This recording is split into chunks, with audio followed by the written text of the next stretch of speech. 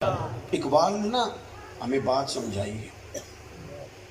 اقبال کہنے لگے کہ خرد نے کہہ بھی دیا لا الہ الا اللہ تو کیا حاصل ہے؟ تو پڑھتا ہے کلمہ، پڑھتا ہے۔ ہمارے سیاستدان کیا ہے، مولوی بہتے عاشق رسول نے، ہنسی بھی ہیں وہاں۔ بھئی ہم نے کب کہا ہے کہ آپ نہیں ہیں؟ آپ بھی ہیں، لیکن میں نے کھڑا کرو نا، میرے کو 50 نہ تو سنو نبی پاک دی تے 2 کو تسی بھی سناؤ۔ یہ کیا بات ہوئی؟ آپ میں نا سیاسی تقریریں پہ سنتا ہوں کبھی کبھی، ملک میں رہتا ہوں نا، سیاست کی سمجھ ہے پر ہوں غیر سیاسی کی محبت تو سیاست کا چلن چھوڑ دیا، ہم اگر عشق نہ کرتے تو حکومت کرتے۔ میں تقریریں سنتا ہوں تو وہ کوئی مذہبی بات کرنی پڑ جائے نا، بعض سیاستدانوں کو، سب کی بات نہیں کرتا، اچھے اچھے بھی ہیں، بعض وہ مذہب کی بات کرنے لگنی پڑ جائے نا تو وہ بیچارے ٹوٹنے لگتے ہیں، جملے کانپنے لگتے ہیں، بات نہیں کرنی آتی۔ تو ویسے ہی کوئی اینکر انہیں کوئی سیاسی بات کرنے کے لیے بٹھا لے تو 1.5 گھنٹے کی ڈبیٹ، بڑی لمبی چوڑی کہانیاں، ماننے کو تیار ہی نہیں۔ اور کئی دفعہ بڑی عجیب طبیعت ہو جاتی ہے، عجیب مزاج بن جاتا ہے کہ یار کوئی تھوڑا سا بندے کا کوئی معیار بھی ہونا چاہیے۔ تو پچھلے 5 سال کسی اور کی تعریف کر رہا تھا، کوئی تو خیال ہونا چاہیے، اور آج تو کسی اور کی کر رہا ہے۔ او بھائی حضور سے پیار، ایمان بالرسالت، تیرا دل گواہی دے کہ جو میرے لیے میرے رسول نے فیصلہ کیا ہے وہ سب سے بہتر ہے۔ جب تک یہ طبیعت گواہی نہیں دیتی، مزاج گواہی نہیں دیتا۔ حضرت ابو بصیر رضی اللہ تعالیٰ عنہ اور جناب ابو جندل، یہ 2 صحابی ہیں۔ حدیبیہ کے مقام پر نبی پاک علیہ السلام نے کفار سے یہ وعدہ کیا تھا کہ اگر کوئی شخص وہاں سے آئے گا مدینہ منورہ تو ہم اسے نہیں رکھیں گے، واپس کر دیں گے۔ ہمارا کوئی شخص وہاں سے جائے گا تو وہ رکھ لیں گے۔ یہ شرط بظاہر بڑی مشکل تھی کہ بھئی ہم رکھیں گے نہیں، وہ ہمارا بندہ رکھ لیں گے، یہ بظاہر عقل میں بات آتی۔ حضرت عمر پریشان ہو گئے کہ حضور یہ برابری کی صلح ہی نہیں۔ تو حضور نے فرمایا میں اللہ کا رسول ہوں، میں رب کے حکم سے فیصلے کرتا ہوں۔ اب آپ میری بات پر غور کریں گے۔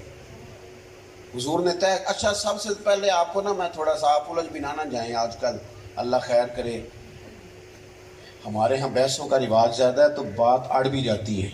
کھول دوں بات، اس شرط کا زیادہ فائدہ ہوا مسلمانوں کو، اس لیے کہ مکے سے جو لوگ پریشان ہو کے نکلتے تھے انہیں پتہ تھا کہ نبی پاک نے وعدہ کیا ہے ہم مدینے جا سکتے، تو وہ الگ سے ایک مجاہدوں کی جماعت بن گئی۔ وہ کافروں کے لیے زیادہ پریشانی ہو گئی، اس لیے کہ وہ تو اپنے علاقے سے گزرنے نہیں دیتے تھے، وہ تو پھر روک لیتے تھے۔ تو یہ حضور سے شکایت کر نہیں سکتے تھے چونکہ سرکار نے تو انہیں بلایا نہیں، جگہ ہی نہیں دی۔ تو ان مجاہدوں نے وہ کردار ادا کیا کہ بھاگنے پہ مجبور ہو گئے۔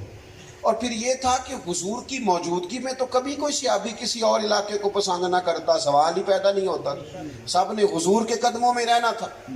جب حضور نے یہ شرط مان لی نا کہ ہم نہیں رکھیں گے، اب صحابہ بظاہر اس شرط کی مجبوری کی وجہ سے اور علاقوں میں جا کے بھی ڈیرا لگایا۔ تو جو صحابی کسی اور شہر میں جا کے بیٹھے انہوں نے سارے کا سارا شہر ہی مسلمان کر دیا۔ اس شرط کے زیادہ فوائد ہوئے۔ اب حضرت ابو جندل وہاں سے آئے اور بڑی مشکل سے آئے، قید سے چھوٹ کے آئے، نبی پاک کی بارگاہ میں عرض کی حضور مجھے لے چلیں۔ آپ کی توجہ ہے میری بات؟ حضور نے فرمایا میں نے وعدہ کر لیا، آپ کو واپس جانا۔ یہاں میں کسی شخص کو چھوڑ جاؤں نا، کبھی بچے کو چھوڑ جائے نا کہیں جانا ہو تو وہ بڑا احتجاج کرتا ہے، اور یہاں تو تھوڑا سا آپ کو، جب تک آپ میٹھے میٹھے ہیں بات قبول کر رہے ہیں تب تک ہی پیار ہے، اور اگر کہیں کڑوی بات آ جائے تو وہ پچھلے ساری محبتیں لوگ بھول جاتے ہیں۔ آپ کسی کے 99 دفعہ کام آئے، ایک دفعہ نہ آئے، صرف ایک دفعہ، کہ وہ کہندا ہے تو تے ہمیشہ انجی کردا ہے، ساری زندگی آپ کو ساتھ چلنا ہے۔ نبی پاک نے فرمایا وعدہ کر لیا ہے تو میں واپس جانا ہے، قربان جاؤں میرے دوست، یہ ہے ایمان۔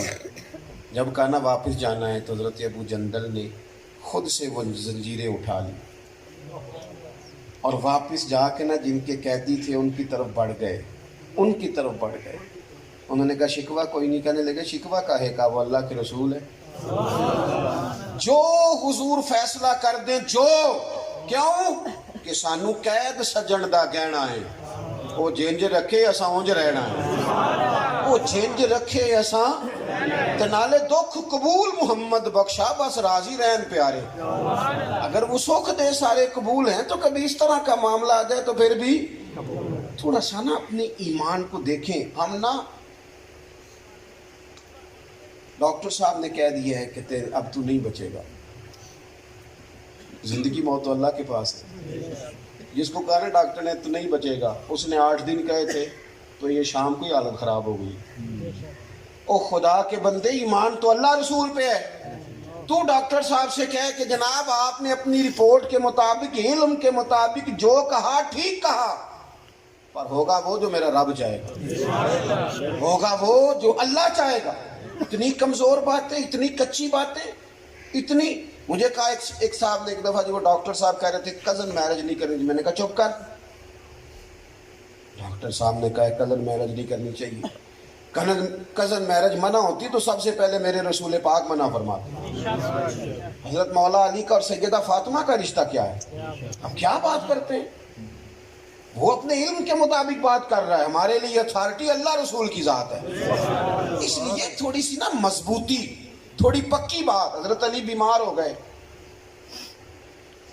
और दस्त लगने लगे, जाहिरी तौर पर कमजोरी होने लगी, कैफियत और हो गई, रंग बदल गया। खड़े होते थे तो जिस्म पे राशा था। एक सहाबी तीमारदारी करने आए, मुस्नद इमाम अहमद बिन हंबल में मौजूद है।